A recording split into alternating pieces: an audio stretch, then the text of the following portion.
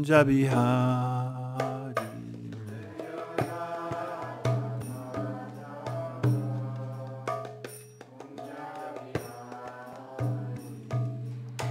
Gopi Janavalabha Girivardhari.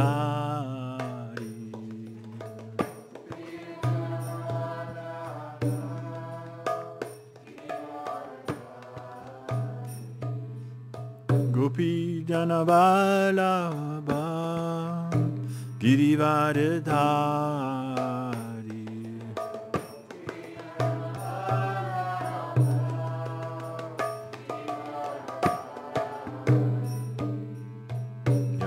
Yasudananda Vajajanarandana.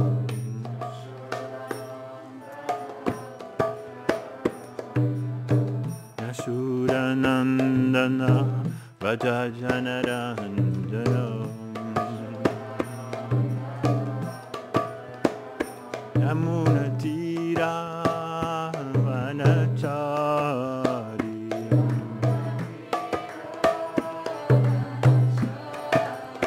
Yamuna Tira Vanachari.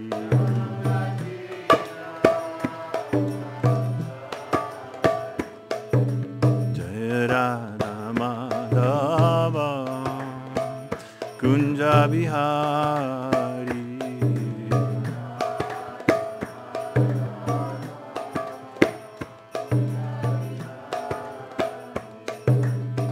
Gopi Janavalabha Girivardhari.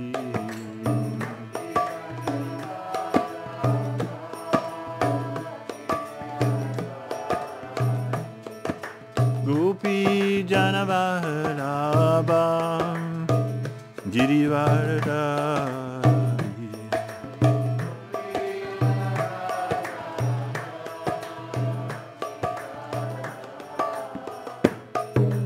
Yashodanandana Rajajanarandana.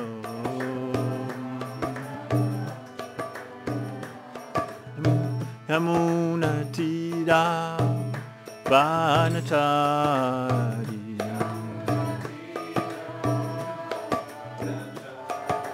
Yamuna Tira Vanachari.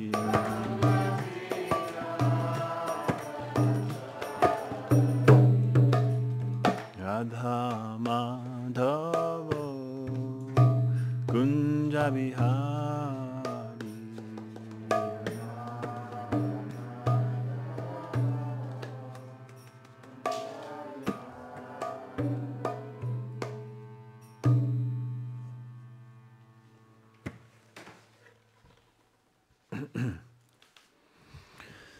Ok, bonjour à tous.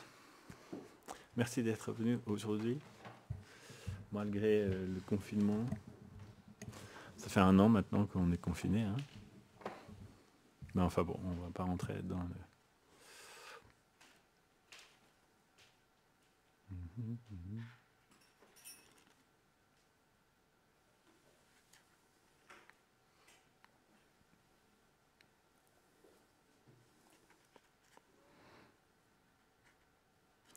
Om Namo Bhagavate Vasudevaya.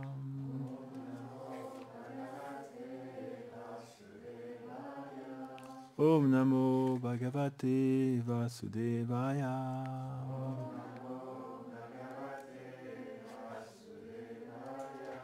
Om Namo Bhagavate Vasudevaya.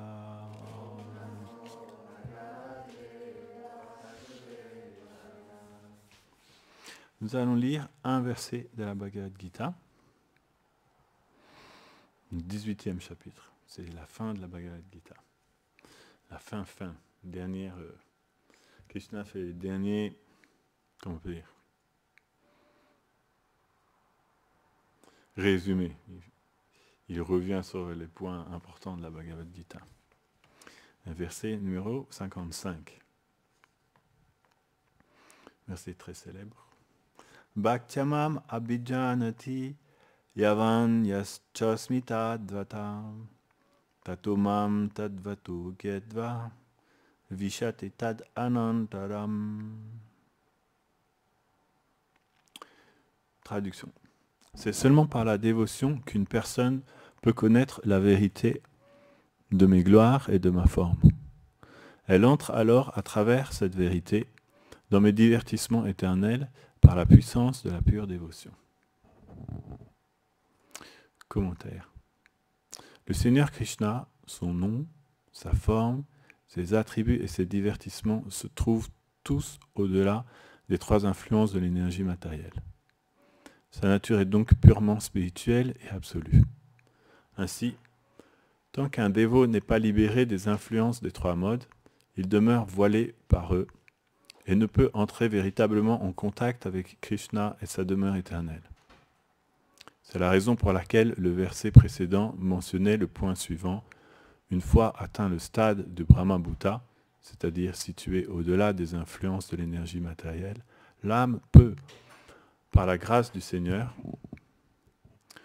comprendre celui-ci, s'engager dans son pur service de dévotion, atteindre la réalisation de son lien éternel avec lui et être situé dans le pur amour de Dieu. On ne peut donc réaliser le Seigneur sans s'engager dans son pur service de dévotion.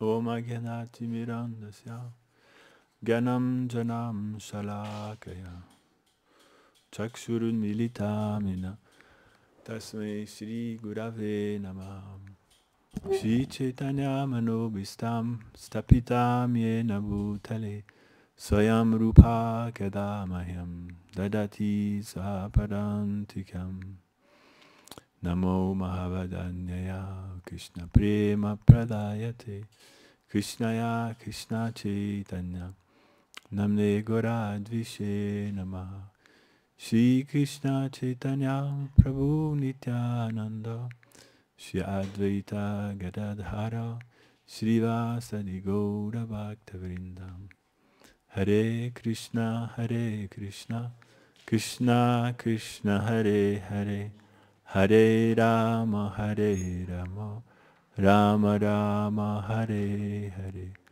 Vanshakalpatarubhyascha Kripa Sindhubhya evacha Pachitanam Pavanebhyo Vaishnavebhyo Namo Namaha Mukam Karoti Vachalam Pangum Rangayati Girim Yat Kripam Tamaham Vande Shri Guru Dinatharanam.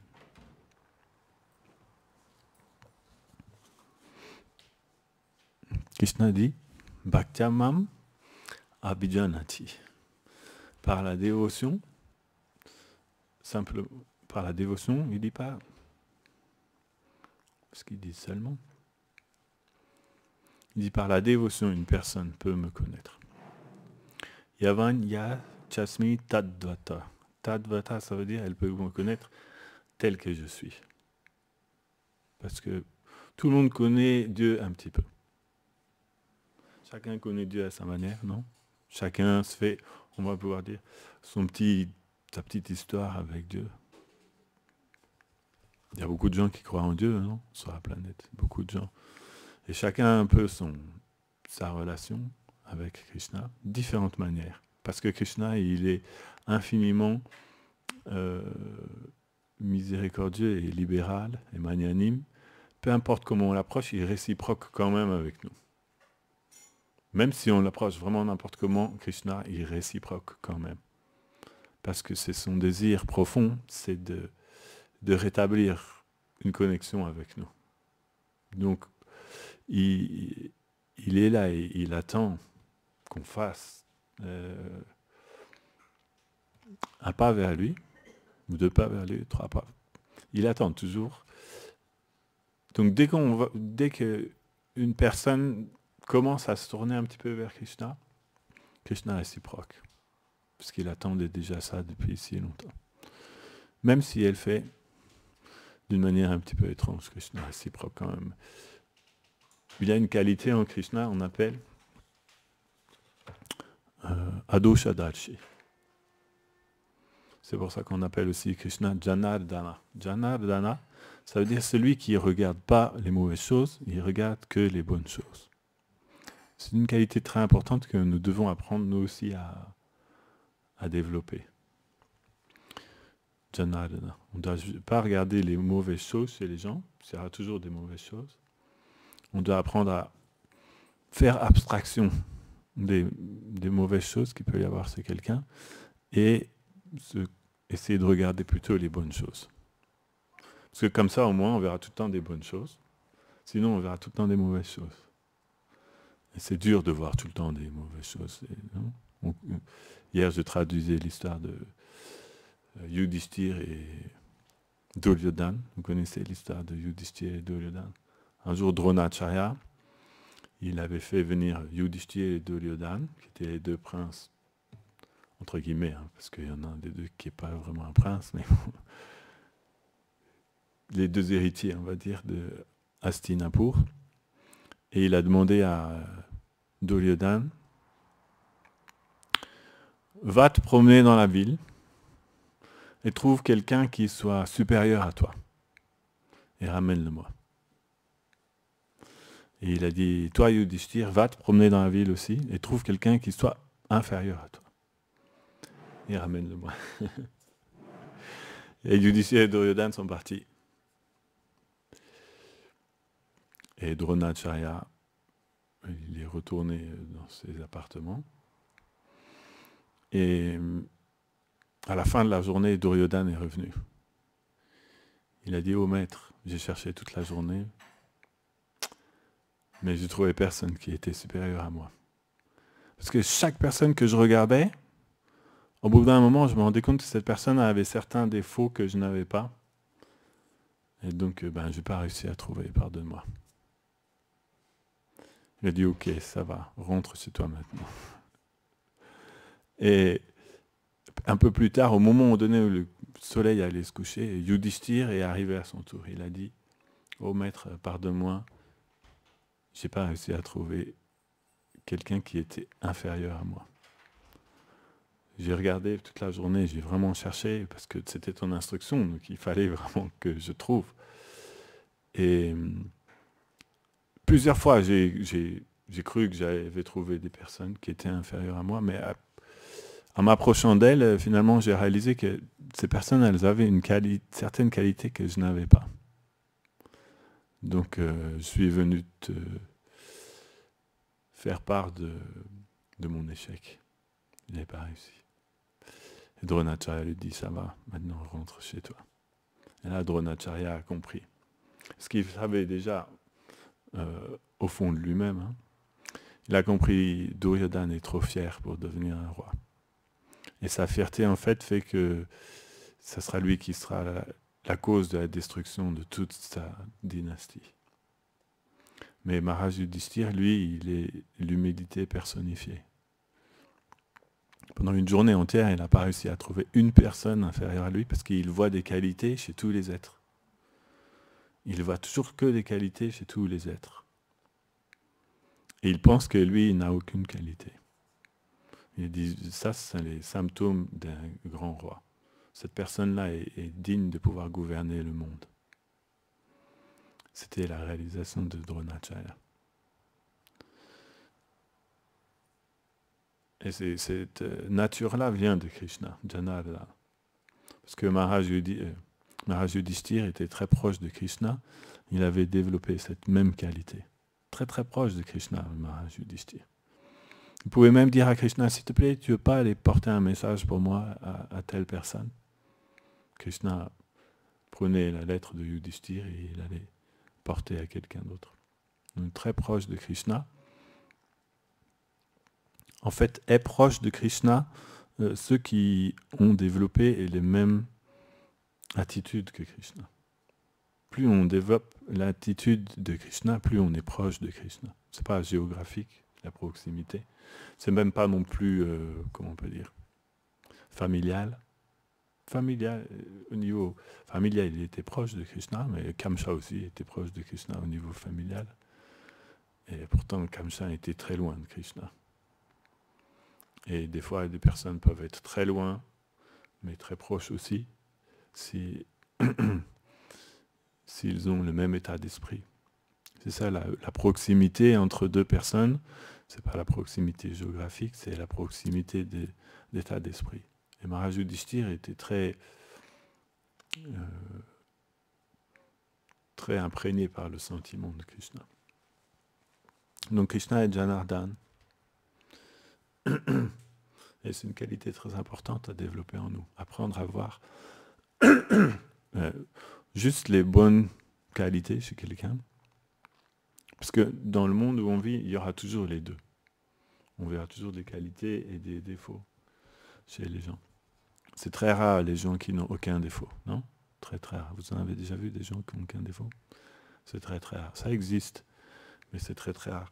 Et malheureusement, la plupart du temps, même ceux qui n'ont aucun défaut, comme nous-mêmes nous sommes biaisés, on va leur trouver des défauts quand même. On va leur voir des défauts. Parce que notre référent n'est pas parfait non plus. Donc, même là où il n'y a pas de défaut, on aura tendance à voir quand même des défauts.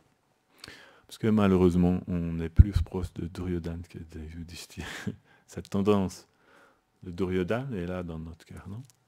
De voir les gens comme inférieurs à nous et d'avoir du mal à voir la supériorité des autres. Tellement de mal que Duryodhana, pendant toute une journée, en cherchant, c'est pas juste comme ça, il a vraiment fait l'effort de chercher.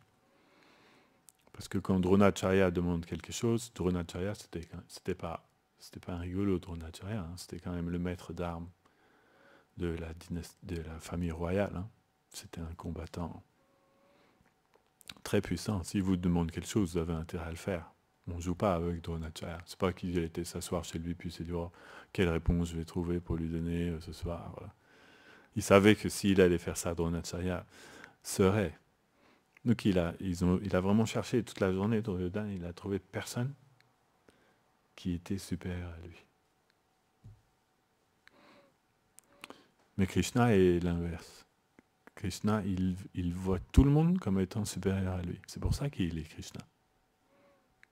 Chez la Bhaktisiddhanta Sarasvati, Thakur, il disait en fait, le Mahabhagavat, c'est-à-dire l'être qui est sur le plus haut niveau spirituel, il voit tous les êtres comme étant supérieurs à lui.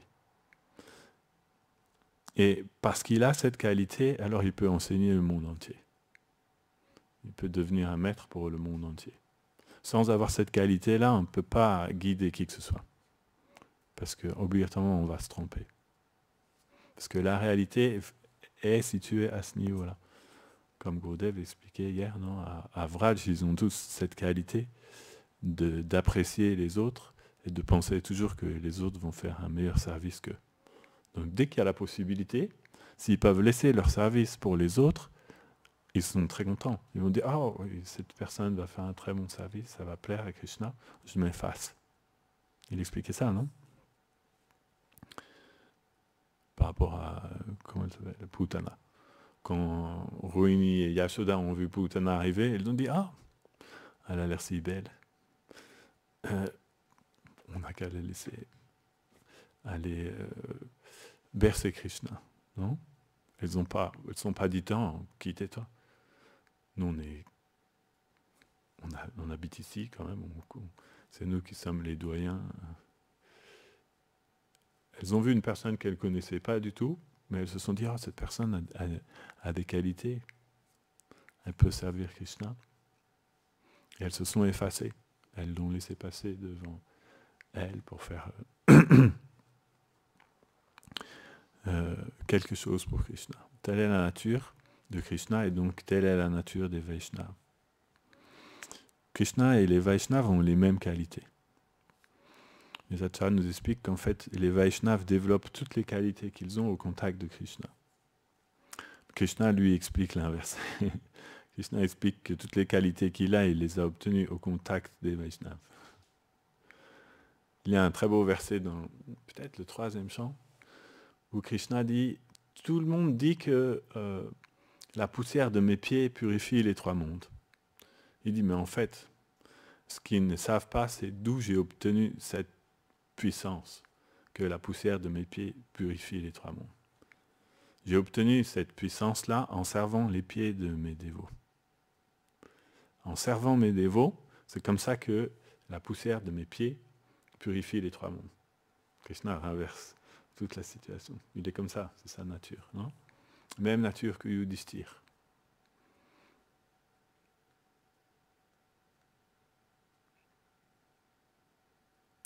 Et donc,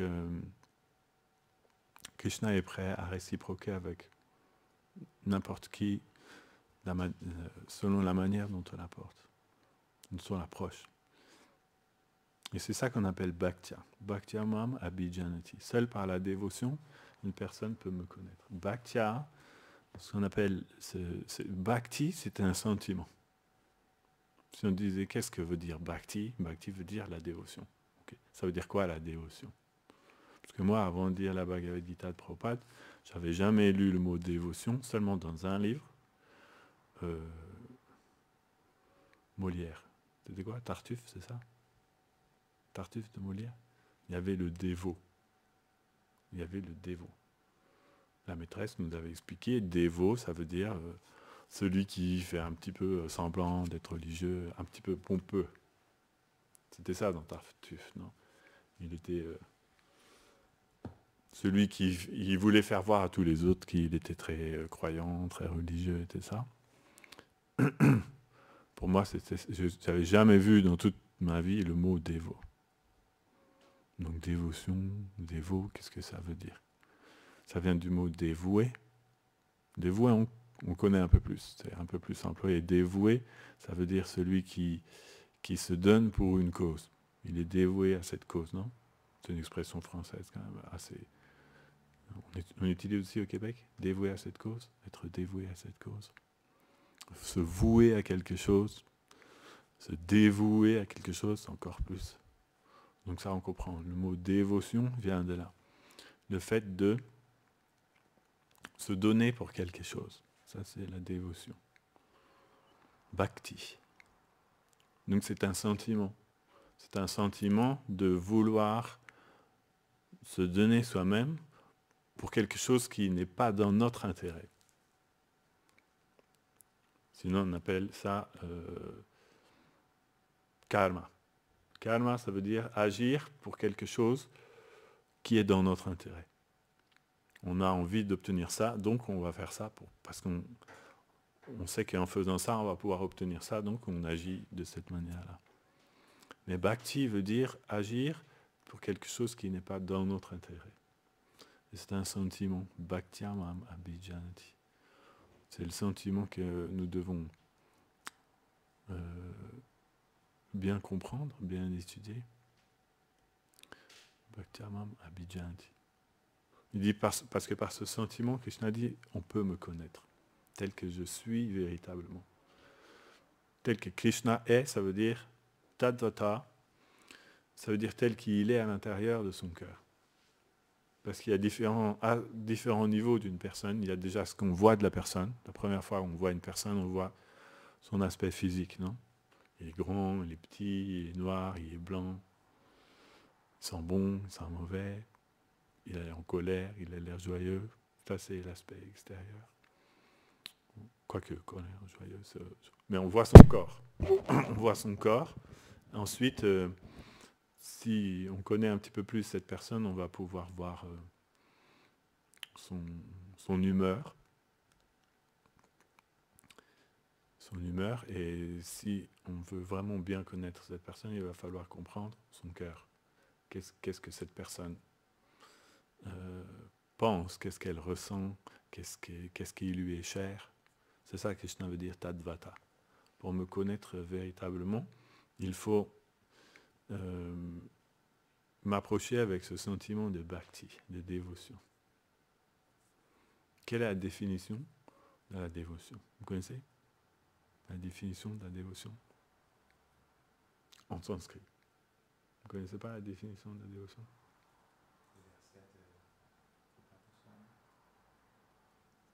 Comme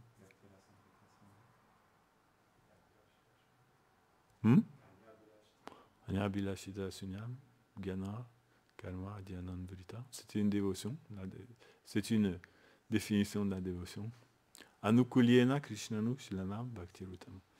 C'est-à-dire d'agir pour Krishna, pour ce qui fait plaisir à Krishna, sans avoir aucun intérêt personnel dans cette action.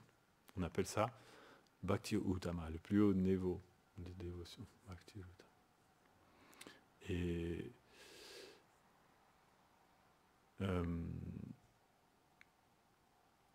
il y a une autre définition donnée par Narada Muni. On appelle Rishikenam Rishikesha.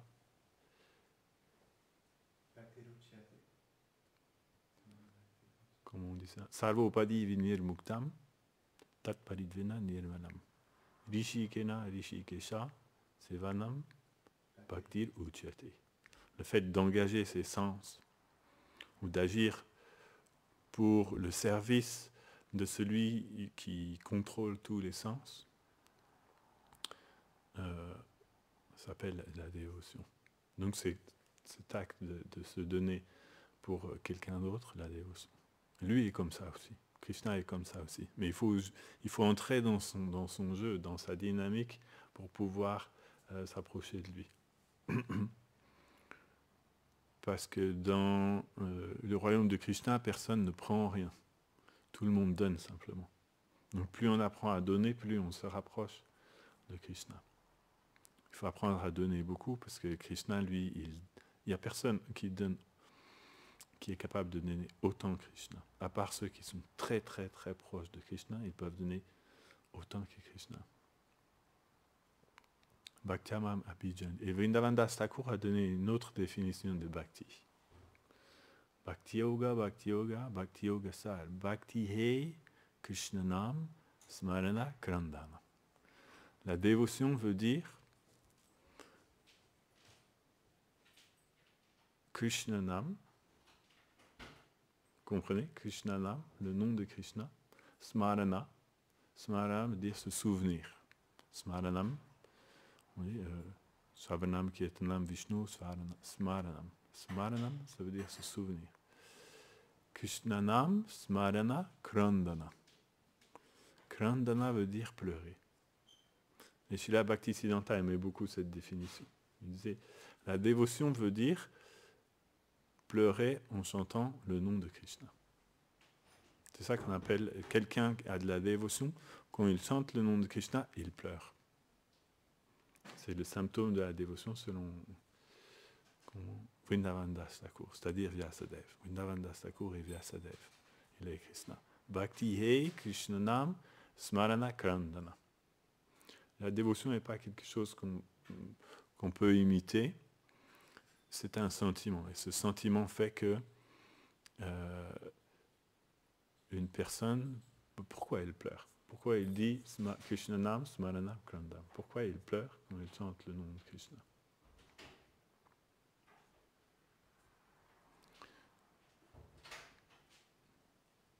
Il pleure parce qu'il ressent l'absence de Krishna. Bhakti, c'est le sentiment de dévotion, c'est le sentiment de ressentir l'absence de Krishna. Quand quelqu'un ressent l'absence de Krishna, il est situé dans ce qu'on appelle Bhakti. Et là, Krishna dit, dans ce sentiment, il va pouvoir me comprendre tel que je suis. C'est ça qu'on appelle Bhakti. Seul par ce sentiment, on peut véritablement connaître Krishna. C'est bon? C'est l'heure de l'arti? Ok, Jai. Shri Bhagavad Gita ki Jai.